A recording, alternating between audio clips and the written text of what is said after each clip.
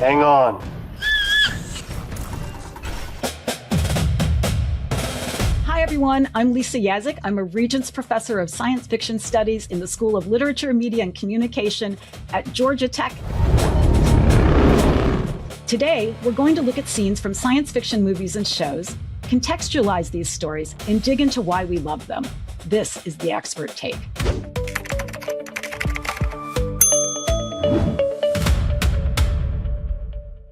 All those moments will be lost. I think that the way that we explore issues of empire and escape in Blade Runner is through the question of, can anyone escape identities that are shaped by corporate ownership?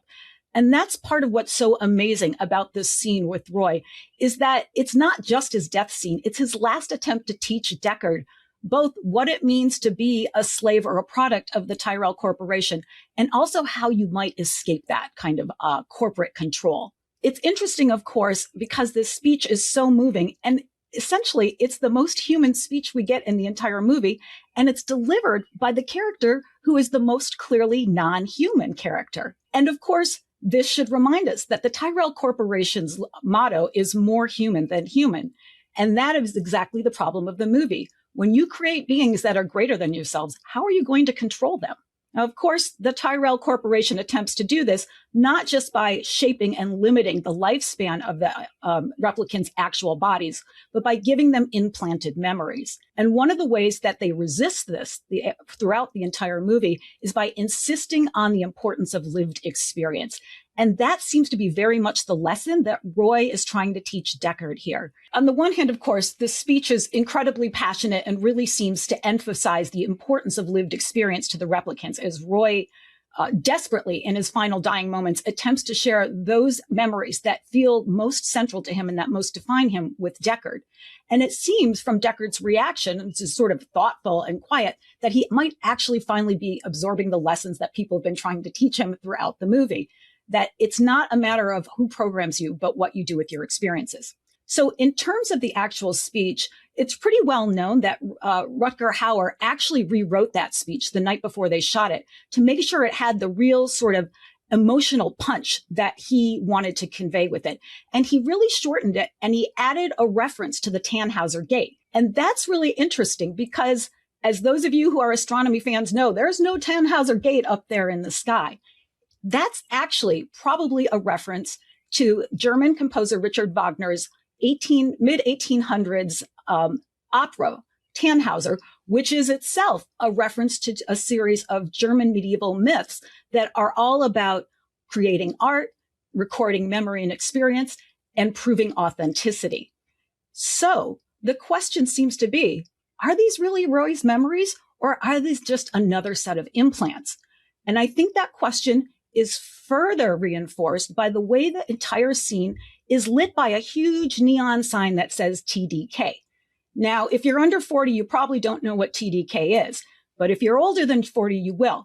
And TDK was one of the top media recording companies of the 1960s and 70s.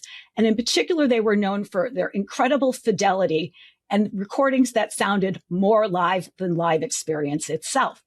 And so once again, what do we make of the fact that we have this very moving speech that's all about the importance of lived experience, and yet the whole thing is lit and framed by a sign that's all about recorded experience?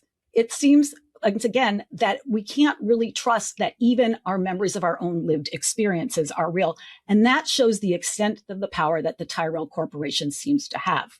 And yet, having said that, we can't help but be moved by the passion and the urgency behind Roy's speech.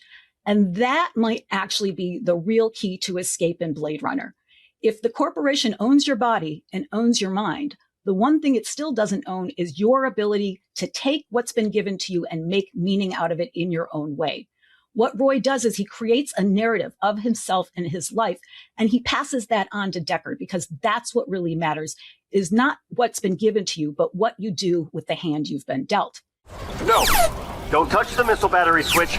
That's why there's a safety guard on it. One thing I'd first note is that Star Wars itself, the cycles of stories, are intimately linked to Empire, not just thematically, but historically as well. Lucas has always been very honest about the fact that Star Wars is a response to the Vietnam War, which is itself very much was a war that was about the problem of empire, in particular American empire, right? So the first trio of movies came out in the wake of Vietnam. We get the second trilogy that comes out right in the middle of the Iran and Iraq wars. And then, of course, the most recent trilogy happens after 9/11 and with questions about the shape of American empire and what it might or might not look like in the 21st century. Having said that, I do think that The Mandalorian and Grogu is really an interesting addition to the Star Wars universe because, of course, it's asking the same kinds of questions about empire and war that have always been asked in Star Wars. One of those questions, of course, is what happens, right, when you turn a man into a soldier and then release him back into a peacetime society. But more importantly, I think that The Mandalorian is asking actually a different variant of that question. And it's asking, can care and community actually interrupt cycles of war? So rather than asking what war does to humans, it asks what humans might be able to do to interrupt cycles of war. And this happens through a redefinition of the hero itself. And this is something that is made very clear in the trailer from the very first beat. We have Sigourney Weaver's first voiceover, and she talks about how there's the myth of a Mandalorian and a child. And that pause between the two phrases in the sentence is really, really critical. Usually we tend to think of the Mandalorian warriors the way that we've thought about other heroes in Star Wars as lone warriors, rugged individuals, and singular chosen ones. And yet our Mandalorian is different because our Mandalorian travels with a child, right? And because of that, we suddenly start to think that maybe the best man in this kind of terrible, bad world is one who engages in the communal activities of caregiving and protection of the community rather than individual excellence. And I think that this is really underscored by the visuals in that first part of the trailer as well, because we see Din Djarin in full Mandalorian battle gear, doing the kind of things we expect Mandalorians to do, preparing for battle, checking armor. So he moves through dangerous and dark places, and he does it with Grogu in the baby backpack, right? And what we get here is a literal dramatization of attachment parenting and perhaps even take your child to work day. Oh, jeez. Sorry. Watch it. Avatar is another really powerful exploration of the tension between corporate control and the need for individual freedom.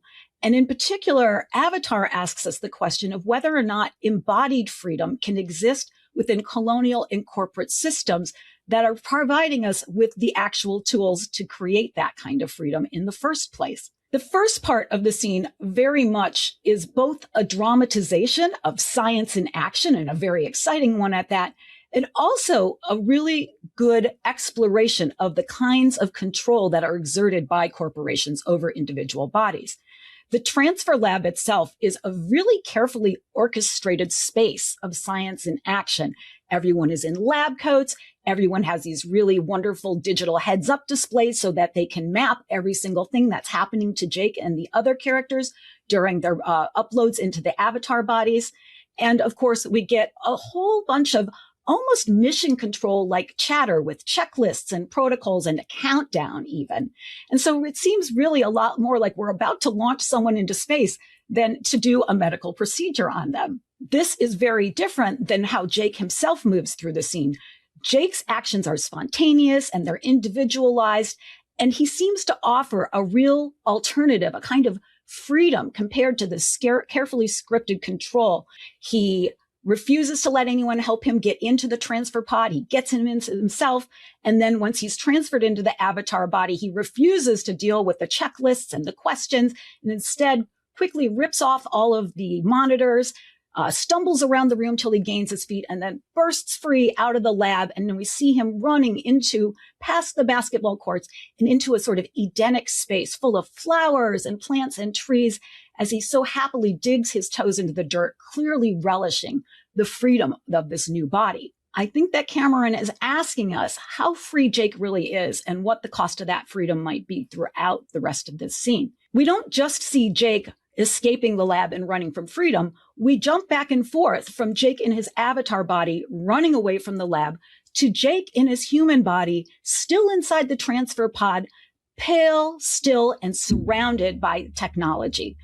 Clearly, Cameron's suggesting here that while corporations might give us some kinds of freedom, in other ways, they keep us tightly controlled and contained. How many men on that crawler? Crew of 21. So Dune continues this investigation of the tension between empire and escape. And in particular, it's really focused on more traditional forms of empire, political empire, and the question of what happens when you exist within an empire that's organized around the appropriation of land and the extraction of scarce resources, or in short, that values profit over people. And the main question that's being asked in Dune, and that really comes to a fore in this particular scene, is the question of whether or not power can ever exist outside of imperial control. So the scene begins by showing us very much what's at stake in this kind of control. This is an empire that not only values profit over people, but has normalized catastrophic violence in the name of profit. And we see this in particular in the calmness of everyone who's involved with spice production in the face of an impending sandworm attack. We've told speculative stories to make sense of the world as long as humans have told stories. But science fiction, as we currently understand it, really starts to emerge with the industrial and scientific revolutions of the 1700s and 1800s, which is also the moment of the modern nation state and modern colonial projects, right?